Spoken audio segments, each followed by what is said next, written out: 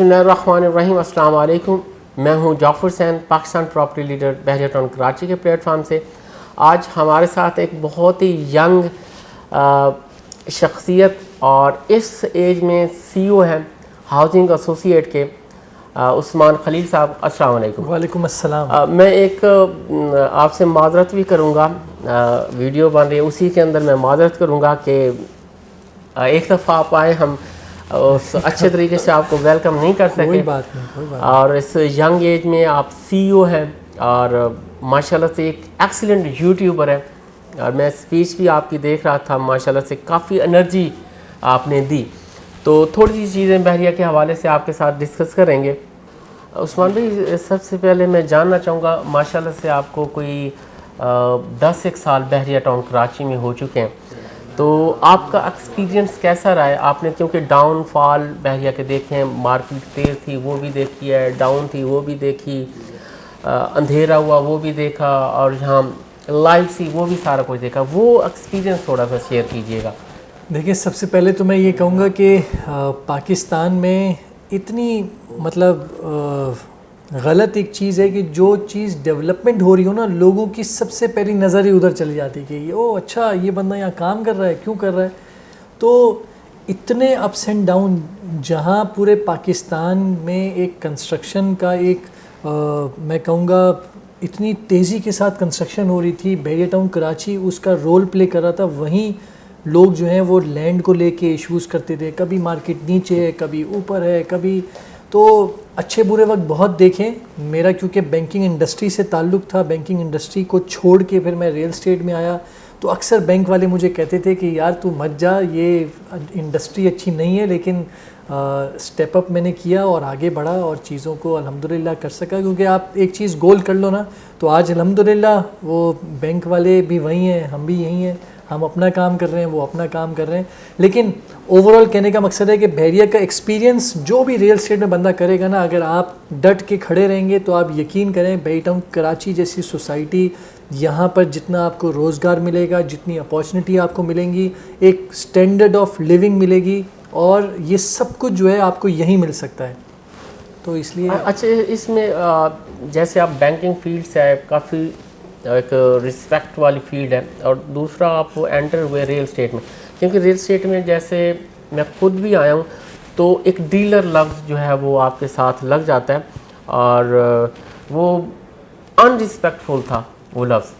और माशाल्लाह से आपकी जो वीडियोस देखी हैं, आपने काफ़ी ज़्यादा एजुकेट किया है। मैं देखता हूँ कि आप एक कंसल्टेंट की हैसियत से आप इस फील्ड में जो है वो अपना मकाम पैदा किए हुए हैं।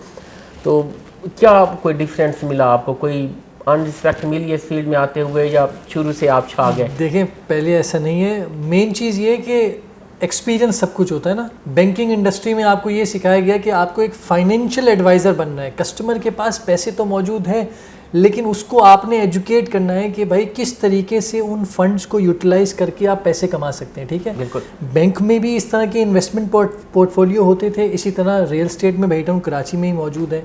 लेकिन यहाँ पर ये कहा जाता है कि भाई ये तो डीलर है, ये तो ब्रोकर है, ये तो ये ठीक है। लेकिन आप मुझे पाकिस्तान में कोई एक ऐसा बिजनेस बता दें जिसके अंदर डीलर कौन है, जो मेन में बीच में रोल प्ले अदा कर रहा है। ठीक है, पाकिस्तान में जो इंपोर्ट करते हैं लोग, इंपोर्ट करते हैं, बीच में बंदा होता है, वो मार्केट में सप्लाई करता है, तो वो भी ब्रोकर है। बिल्कुल। इसी तरीके से आप किसी भी बिजनेस को उठाइए, कोई भी शॉप उठाइए, वो बीच में मेन डिस्ट्रीब्यूटर बना हुआ है। ठीक है, तो हर बंदा डिस्ट्रीब्यूटर है। सिर्फ एक को गाली दे देना, और अगर वो गाली दे के खुश होना चाहते हैं तो कोई मसला नहीं है। आपने अपने इखलाक से, अपनी नॉलेज से सामने वाले को कन्विंस करना है कि मैं बाकी से बेहतर कैसे हूँ, मैं आपका फाइनेंशियल एडवाइज़र कैसे बन सकता हूँ, मैं आपके पैसों की रिस्पेक्ट अपना समझ के उन पैसों को कैसे ग्रो करा सकता हूँ। अगर आप ये चीज़ करेंगे ना, तो बुरा कहने वाले कहते रहेंगे, जो अच्छे लोग समझदार हैं, पाकिस्तान से बाहर, विद इन पाकिस्तान एजुकेटेड लोग जो हैं, वो आपको सराहते हैं और आपके साथ इन्वेस्टमेंट करना चाहते हैं,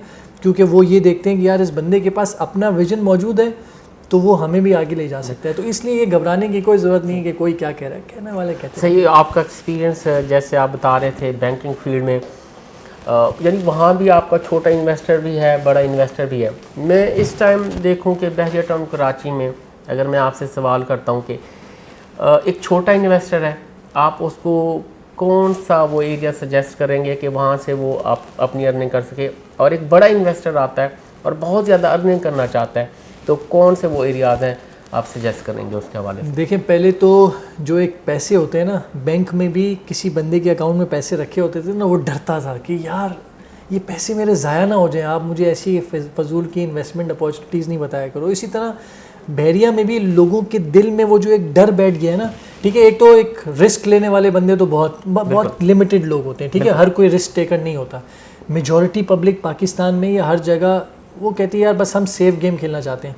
तो बहरिया को लोगों ने एक रिस्क वाली जगह करार दे दी है, जिसकी वजह से ये गलत मार्केट में एक माइंडसेट गया कि यार ये रिस्क वाली जगह है। अदरवाइज़ हमारे पास इतने ऑप्शंस मौजूद हैं कि आप 125 गज की छोटी चीज़, और ये वो बातें जो कि आप डॉक्यूमेंटेड प्रूफ कर सकते हैं। जैसे हम बैंक में किसी को कहते थे ना फलानी जगह इन्वेस्टमेंट करो, क्यों? क्योंकि इसके पास्ट एक्सपीरियंस में इतना हमने प्रॉफिट लोगों को कमा के दिया हुआ है। इसी तरीके से हम यहाँ पर लोगों को ये बता दें कि 125 गज में अगर आप फॉर इंस्टेंस प्रेजेंट 15A का प्लॉट उठाते हैं, आज आपको 25-26 लाख रुपए मिल जाता है।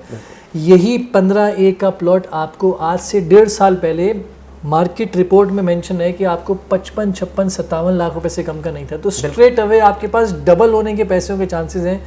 तो आप उस चीज़ से घबरा रहे हैं, घबराहट से इसलिए रहे हैं लोग क्योंकि वो डर रहे हैं कि यार ये बहरिया हम रिस्क इन्वेस्टमेंट नहीं करना चाहते। तो हमें ये रिस्की वाला जो फैक्टर है ना, एलिमेंट, अगर ये ख़त्म हो जाए तो छोटे वाले कस्टमर इतने जो इन जगहों पे इन्वेस्टमेंट करने के लिए दौड़ते हुए आएंगे, यार यहाँ करो। बड़े इन्वेस्टर का मैं कहूँ वो चाहता है कि मैं बहुत ज़्यादा अर्निंग करूँ, छोटे को तो हम 15A यानी 125 गज की तरह मूव कर सकते हैं।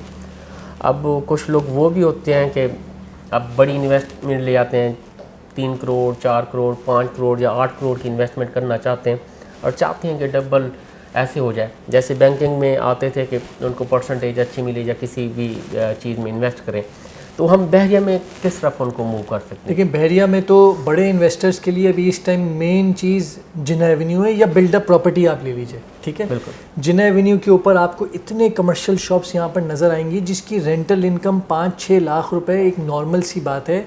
आजकल थोड़ा सा ड्रॉप डाउन है, लेकिन आप उनको एक एम दिखा सकते हैं कि सर ये पुराना। देखिए, हर चीज़ आपको समझाने के लिए सिर्फ हवाई बात नहीं करनी पड़ती कि भाई क्योंकि मैं बोल रहा हूँ रेट बढ़ जाएगा तो भाई क्यों बढ़ जाएगा, आप क्यों बता रहे हो। ऐसे नहीं, नंबर्स के साथ जब हम सामने कस्टमर के रखते हैं कि सर ये मेन जिन्ना एवेन्यू की शॉप है, आज के दिन आपको 55-60 हज़ार रुपये पर स्क्वायर फीट के हिसाब से रेडी शॉप हम आपको दिलवा देंगे। इसका रेंटल जो है 6-7 लाख रुपए आपको महाना होगा। आप ये परचेज़ कीजिए और आप इंजॉय करें। आपको इस टेंशन से आप फ्री हो जाएंगे कि DHA में यहाँ ले रहा हूँ, वहाँ ले रहा हूँ, डॉक्यूमेंट्स पूरे हैं नहीं है, ये सब चीज़ों से आप बच जाएंगे। इसी तरह स्पोर्ट्स सिटी विलाएँ 10A विलाज हैं, कंस्ट्रक्टेड विलास जो है वो बहरी टाउन कराची के आपकी बिल्डअप प्रॉपर्टी जो पर स्क्वायर फीट रेट है उससे भी नीचे आपको जाकर मिल रहे हैं। आप समझे, लैंड कॉस्ट आप ज़ीरो समझे, आप सिर्फ एक कंस्ट्रक्शन की कॉस्ट देकर एक रेडी चीज़ आप बाय कर रहे हैं। तो इनमें बहुत ज़्यादा अपॉर्चुनिटीज़ मौजूद हैं। बिल्डअप प्रॉपर्टीज़ की तरफ आएँ और देखें, आपको प्रॉफिट मिलेगा ही मिलेगा इंशाल्लाह। बहुत शुक्रिया उस्मान भाई, आप तशरीफ़ ले आए हमारे, या सेकंड डे है जो कि हम सोशल मीडिया वीक कर रहे हैं।